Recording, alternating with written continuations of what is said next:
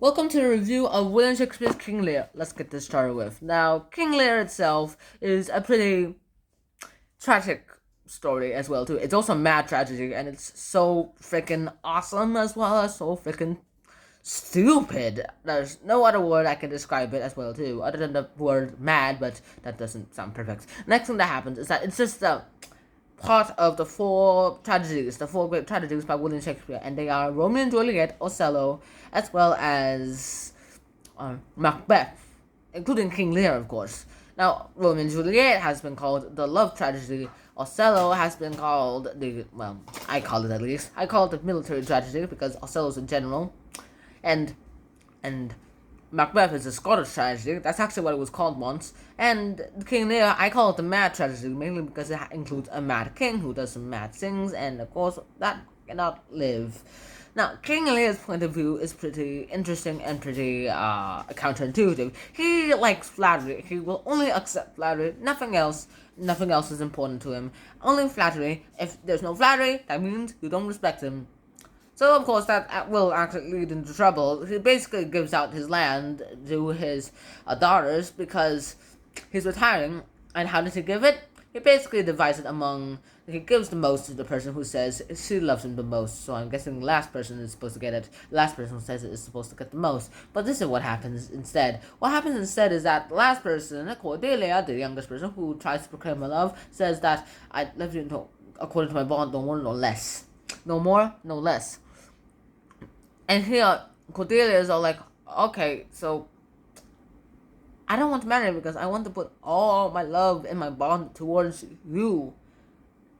My sisters don't seem to want to do that because they've married.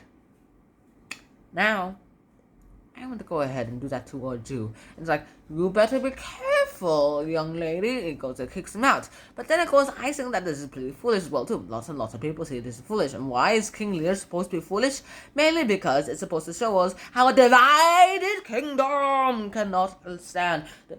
United we stand, divided we fall. Or was it divided we fall, united we stand? Whichever way it is, you can go ahead and realize that that phrase itself is actually pretty true.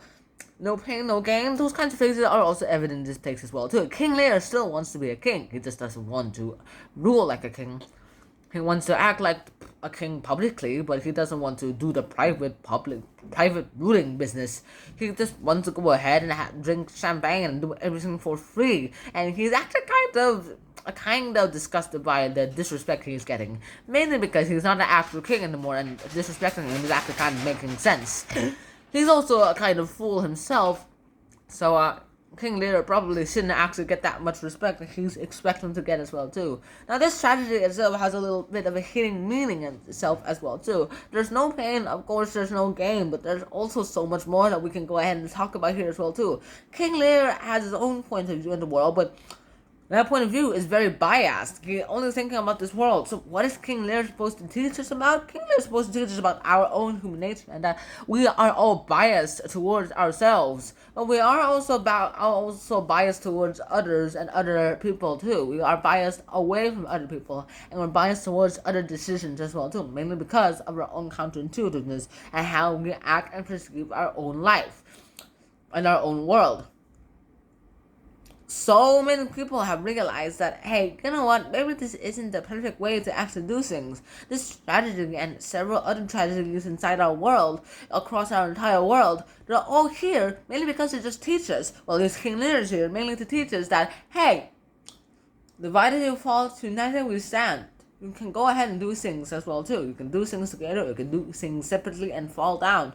I mean, that's actually the end of King Lear's lineage as well too. So that's it. That's actually King Lear's full book review. Why should you read this book? To learn what I just told you about, as well as get a good story and tragedy at the same time as well too. But if you're looking for a happy ending, wrong play. There's not much more to it actually. There's not actually much more to it. So I will give you the comments to go ahead, have your own thoughts on this, on King Lear, and until next time, so now peace. Bye bye. King Lear, the mad king, King Lear, divided we fall, united we stand, King Lear, King Lear, King Lear, King Lear, King Lear.